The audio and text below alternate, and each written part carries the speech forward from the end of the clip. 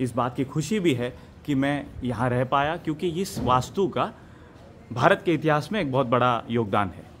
मान लीजिए कि काबुल कंधार से लेकर बंगाल तक और कश्मीर से लेकर दक्कन तक जिनका राज था, और फिर जब अंग्रेज़ यहाँ पर आ गए तो अंग्रेज़ों ने इस कोठी का इस्तेमाल अपने काम के लिए किया। इन्होंने यहाँ एक नीचे जेल बनवाया। वो सबसे बड़ी बात है कि लाल बहादुर शास्त्री जी अपने पूरे परिवार के साथ यहाँ कई दिन बिताया करते थे। उनकी भी ऊपर एक रूम है। ये देखिए बहुत खूबसूरत है। आज ये एक रेस्टोरेंट बन चुका है। होटल तो काफ़ी होते हैं, हर एक की अपनी अपनी खूबसूरती होती है, लेकिन इस होटल का महत्व है भारत के इतिहास में इसका स्थान उसी ज़माने का है। बहुत खूबसूरत है। मैं ऊपर चलकर अभी आपको जो है वो शास्त्री जी का कमरा दिखाने वाला हूँ, और वो है, ये है लाइब्रेरी हॉल है।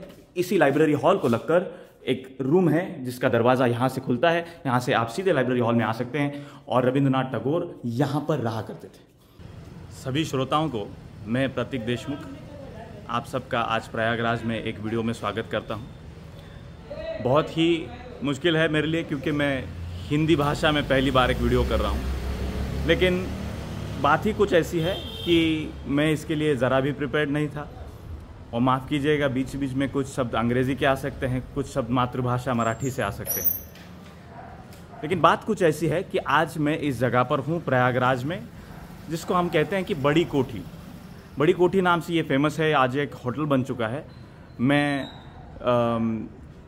योगायोग से इस होटल में कल रह रहा था, और फिर जब इसके बारे में मैंने जाना तो मैं बहुत अचंभित रह गया, और बहुत मुझे इस बात की खुशी भी है कि मैं यहाँ रह पाया, क्योंकि इस वास्तु का भारत के इतिहास में एक बहुत बड़ा योगदान है। बहुत ही बेहतरीन नक्काशी है।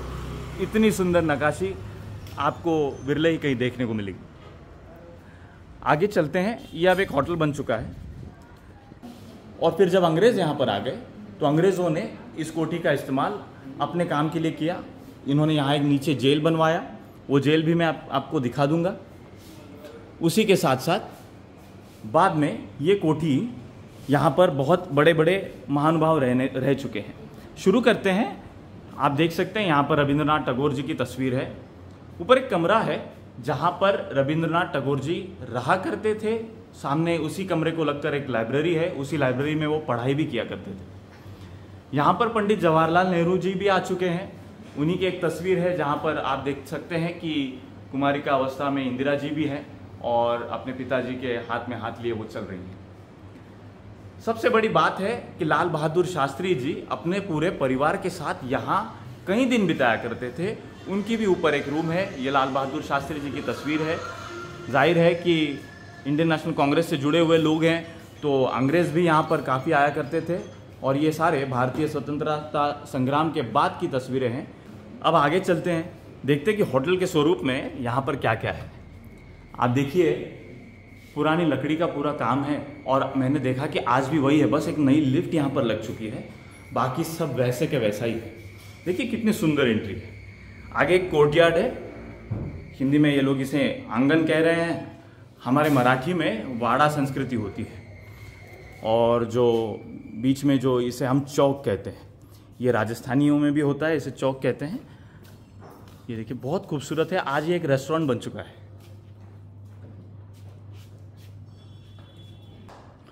होटल तो काफ़ी होते हैं, हर एक की अपनी अपनी खूबसूरती होती है, लेकिन इस होटल का महत्व है भारत के इतिहास में इसका स्थान। इसी बात से मैं बहुत प्रभावित हुआ, और मैंने सोचा कि मैं यहाँ पर एक वीडियो ज़रूर कर लूँ। जबकि ये उत्तर प्रदेश में है, प्रयागराज में है। आप जानते होंगे कि नेहरू जो थे, नेहरू जी वो खुद इलाहाबाद से ताल्लुक़ रखते थे तो वो कश्मीरी पंडित, लेकिन जो अभी प्रयागराज कहलाता है, उस समय इलाहाबाद कहलाता था। वहीं पर मोतीलाल नेहरू जी भी प्रैक्टिस करते थे, और उसी जगह पर जो है वो पंडित जी भी, उन्होंने भी काफ़ी समय बिताया है। गैंजेटिक प्लेन कहते हैं हम, ये गंगा के पठार हैं, और शास्त्री जी भी इसी इलाके से हैं। हालांकि वो उत्तर प्रदेश से नहीं है, लेकिन इसी इलाके से है। मैं यहाँ पर इस सूट में रुका हुआ था। आप ये देख सकते हैं, बहुत खूबसूरत है।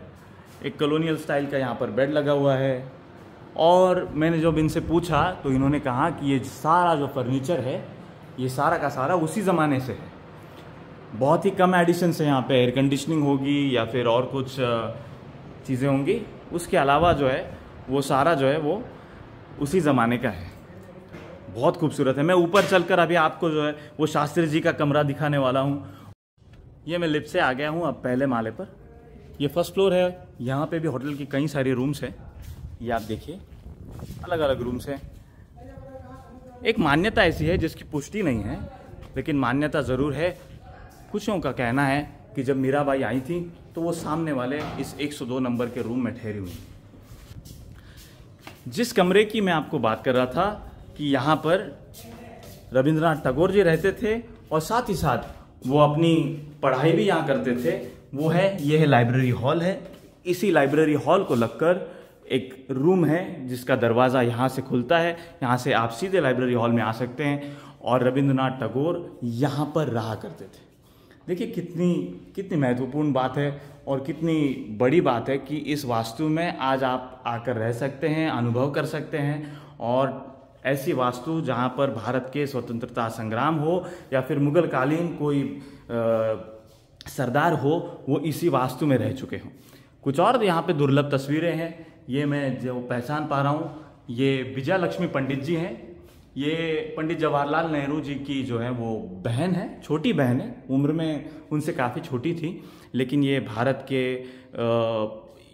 की ओर से, मेरे ख्याल से, मुझे पुष्टि करनी पड़ेगी, लेकिन भारत की ओर से ये इंग्लैंड के लिए एम्बेसडर भी रही हैं। ये एक IAFS ऑफिसर रह चुकी हैं।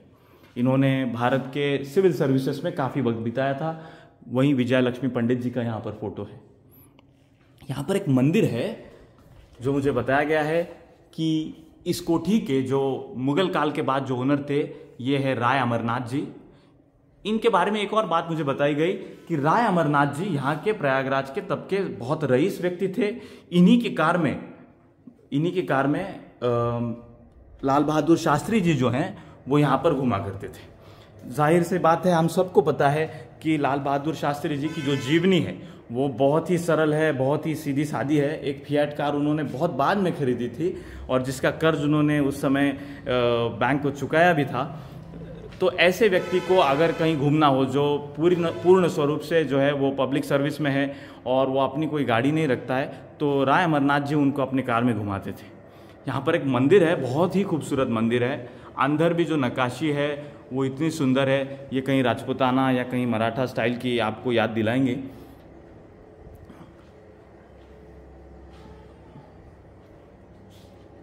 अब मैं आपको ऊपर चलकर लाल बहादुर शास्त्री जी के उस कमरे के बारे में बताऊंगा, कमरा भी दिखाऊंगा और ये भी बताऊंगा कि वो कहाँ रहा करते थे।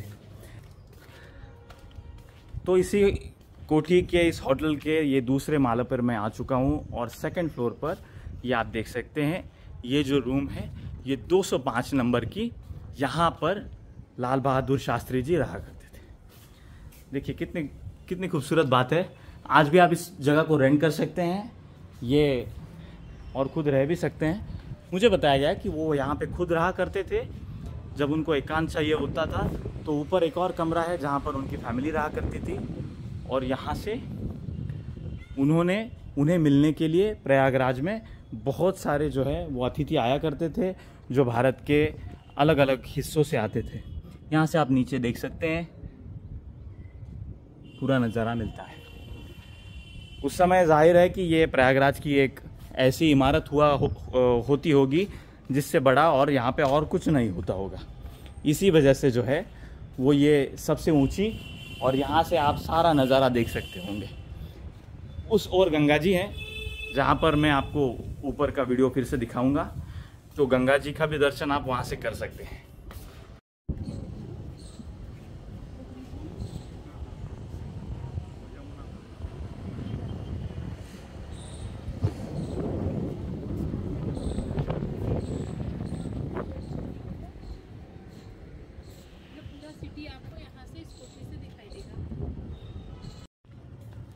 यहाँ पर मैं वीडियो की समाप्ति करता हूँ और आप सबसे विनती करता हूँ कि ये हिंदी में हमारी पहली वीडियो है, तो आप ज़रूर जो है इसे ज़्यादा से ज़्यादा लोगों तक पहुँचाइए।